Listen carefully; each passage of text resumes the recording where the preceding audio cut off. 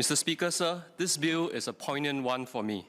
I have fond memories working on this bill as a young MOH officer deployed to the Healthcare Regulation Division in MOH. That was in 2011. I recall that it was a steep learning curve. I had to quickly understand the vast array of medical services, ranging from acute clinical treatment in restructured hospitals to convalescent care in community hospitals and those in the community. Working with both doctors and administrators, we also had to study the healthcare services and legislations of other countries and learn the best practices. This was with the aim of assessing what can be applied in Singapore, given the unique history and evolution of our healthcare system. 2011 was more than a decade ago. The fact that this bill has gone through multiple amendments and iterations over the years is a testament to its complexity and multifaceted nature. The crux of the matter is that healthcare is complex. Nothing is static in healthcare. Advancements in healthcare are turbocharged by technology. The use of mRNA in vaccines is a prime example of how technology that was not originally designed for vaccine use can be leveraged to combat diseases. Given this context, I fully appreciate the challenges that comes with moving a bill such as this through the legislative process. I seek clarifications on 4 specific areas in the bill. First, Mr. Speaker, sir, I would like to seek clarifications on how the Ministry plans to enhance public education, particularly with regards to Clause 19 of the bill, which seeks to amend Section 19 of the Act.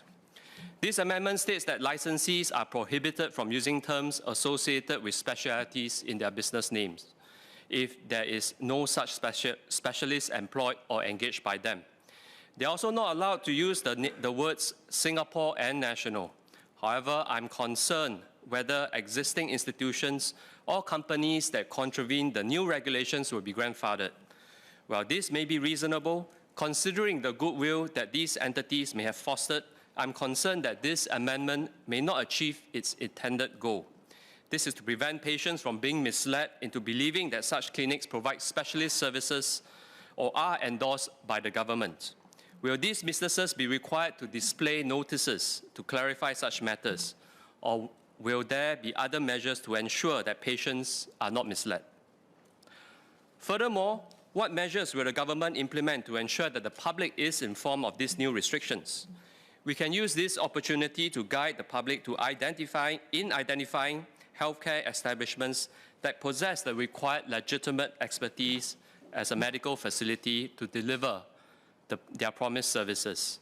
In doing so, let the public report on healthcare businesses that are errant. It is important that we weed out healthcare businesses with poor practices. This is especially important for seniors who are more likely to take business names at face value and be misled. Second, Mr. Speaker, sir, there is a need for clarification and safeguard concerning Clause 11 of the bill that amends Section 14 of the Act.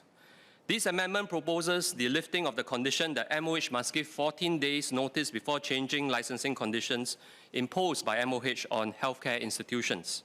While this may be a step to ensure faster responses, there are concerns that healthcare institutions may not have sufficient turnaround time to meet the new conditions that MOH may have imposed and suffer business losses.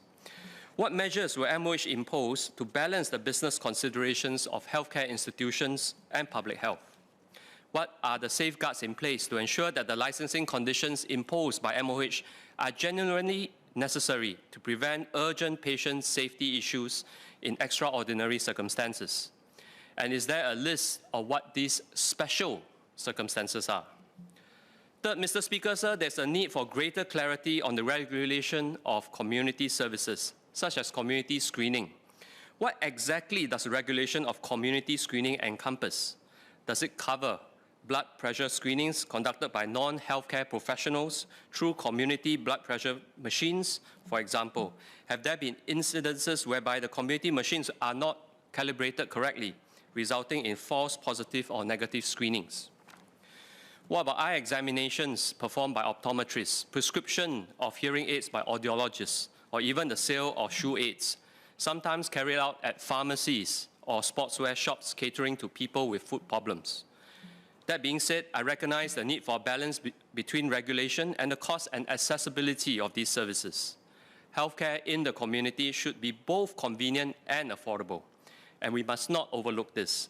How does the government plan to achieve this balance? Fourth, Mr. Speaker, sir, will complementary and alternative medicine, or CAM, be considered under the scope of HACSA? This is a growing field. Many people turn to chiropractic, homeopathy, and other alternative therapies to manage their health. A 2016 Singapore mental health study found that 6.4% of the adult population in Singapore used at least one form of CAM for the treatment and management of their mental illness.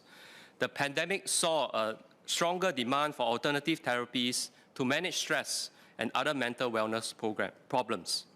Even though some of these services promise relief for insomnia and other mental health issues, they are generally health problems that should be consulted with a professional. Many people also seek chiropractic care due to body aches from poor postures and excessive sitting while working from home.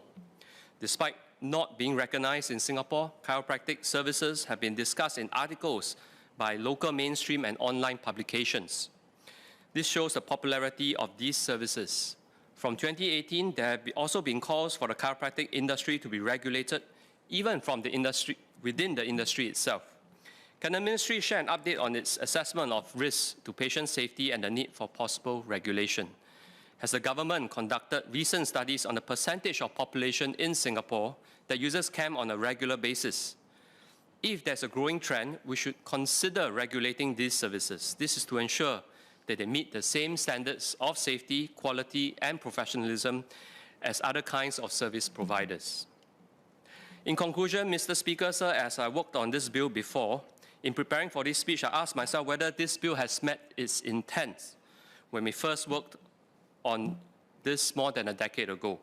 First, does the legislation help to future-proof our healthcare system? Second, does the legislation protect our people who use our healthcare system, which I think is a more pertinent consideration? I must say, after reviewing the bill, the amendments proposed are necessary and commendable. They are an important step forward in ensuring that our healthcare system remains safe, reliable, responsive, and in time for the future. I support the bill. Thank you.